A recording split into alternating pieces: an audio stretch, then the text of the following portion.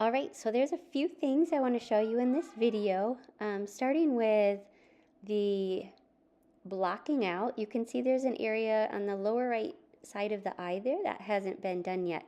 And a lot of the blocking out that I've already done kind of has a brushy textured look to it that wasn't necessarily intentional, but when I was putting it down, I just kind of looked at the way the feathers went. And there's kind of a variety of colors that I just went with that went really quickly. And so I'm just gonna take a few minutes to finish that other little brown part. The underpainting coated the paper pretty well, so it doesn't look too bad as it is, but I'm gonna go ahead and just get my second coat for blocking out the rest of it, which I didn't finish yet. So over there on my palette, I am making brown. I wanna mix a good orange and put a little blue into it. And if it ever looks too much like a certain color from the color wheel, I can just keep adding the complement. So if it looks too reddish, I'll add some green. Obviously that would be mixed. If it looks too orange, I got to keep adding a little more blue at a time, so on and so forth. I've got black I can use to make it darker, white obviously to make it lighter, but I'm going to mix these ahead of time so that I can just tap into them and put them down and maybe even do like a little bit of blending as I block in this area of my painting.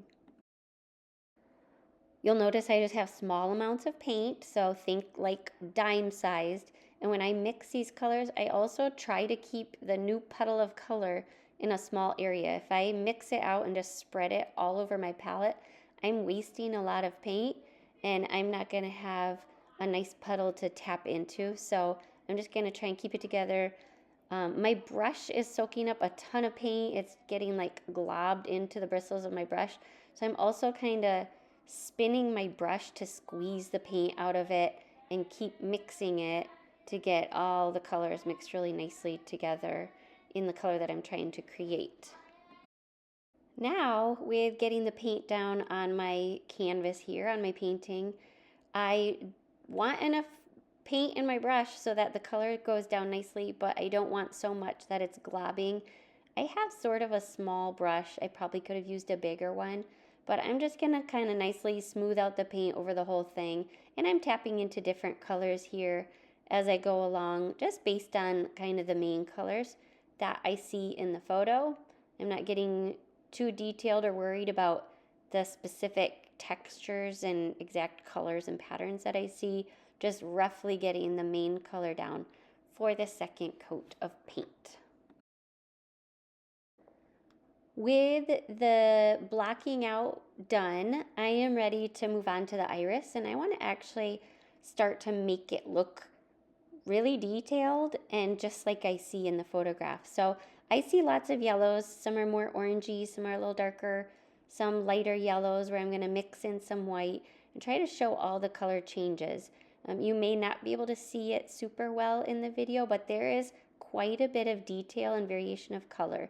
So I'm mixing ahead of time a bunch of different yellows here too. I might tap into the browns to neutralize them a little, but mostly yellow and white, and then some red to create some of the orangey yellows too. Because the iris of this owl eye looks a little bit spotty and kind of speckled, I'm going to do a dabbing motion and try to blend the colors in together so that there's no hard lines or like sharp changes, like hard edges where the color changes, because I don't really see that in the photo.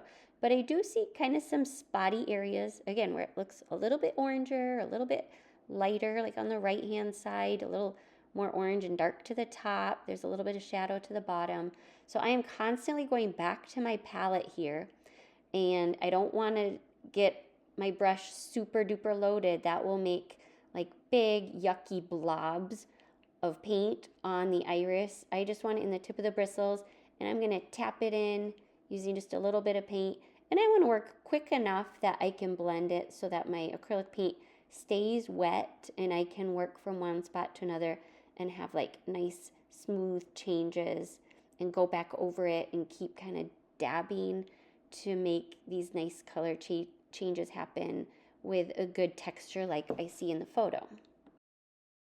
One of the things that you see a lot of times in an iris is these sort of star-bursting outward lines going out from the pupil. So if you see that in your photograph, you're going to want to make sure you include those.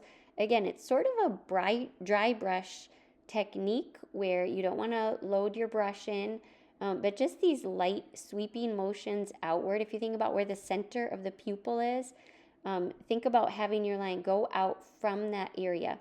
I don't see it a lot in this owl eye, but maybe a little bit. So I am just going to have some of those lines represented here. And so you'll see me just use the tip of my bristles, kind of the flat edge of my brush, to do these sweeping outward motions to portray some of those lines that you a lot of times see in an iris, and maybe you can just barely kind of see in this photo.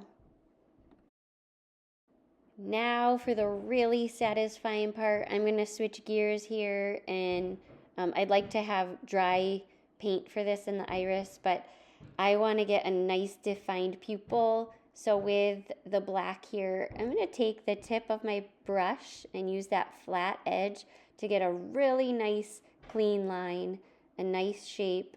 It's really quite circular, so I don't want it to be lopsided, and I just want to go around the whole thing, get a nice clean edge for the pupil. The last thing I'm going to add once the pupil is dry is the glare, and that's probably the last thing I'll do in my whole entire painting, because that just finishes it off really nicely. So that white highlight kind of stretching over top, that'll be my final finishing touch. But once the center and iris and pupil part are done here, I'm going to move out to the feathers, and that's going to be a whole nother ball game. All right, so good luck with that iris, and we'll show you another video for feathers and scales and other stuff like that.